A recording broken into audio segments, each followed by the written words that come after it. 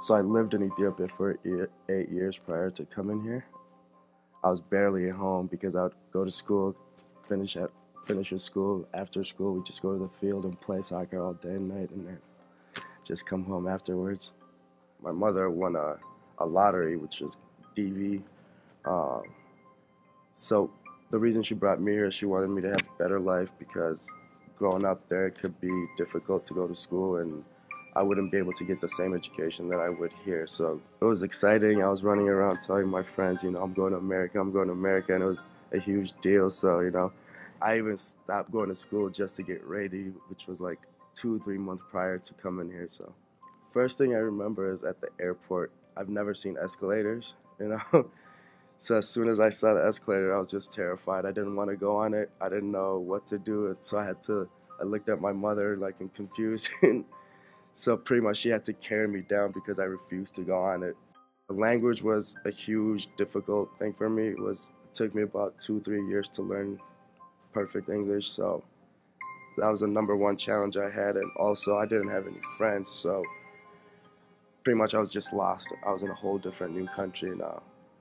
When I started 3rd grade, I remember actually my teacher, she asked me my name and I told her Mikyas, and she asked me how to spell it. I told her and then she said, no, that's not how you spell it. And she changed the spelling of my name, but I couldn't say anything about it because I couldn't speak English. In Ethiopia I was used to, right after school, going out to the field playing soccer. Here it's just, I felt trapped, I guess you could say. My mom or my uncle, they would pick me up and I would go home and just had nowhere to go. I just felt like I was in a cage. During my high school time, I was kind of a troublemaker. I was always getting in trouble, and I hung out with the wrong people. I even stopped going to school for a while because I didn't think it was for me.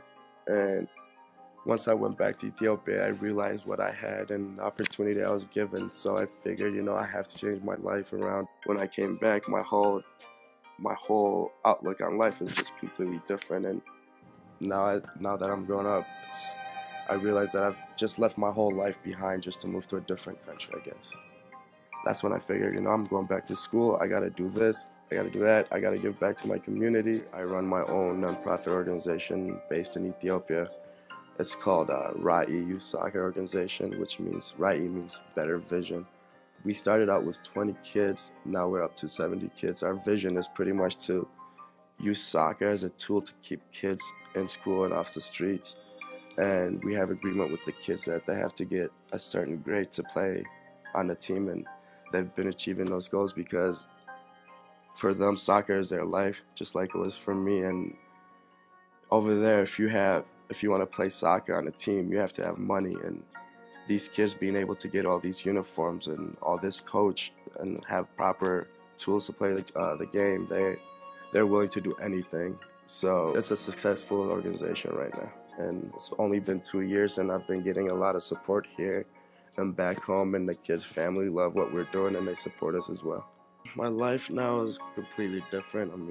I've adapted to this culture. I've adapted to the language. I'm a soccer coach with Minneapolis United, and I'm a student at the U of M, majoring in global studies to hopefully one day go back to Ethiopia.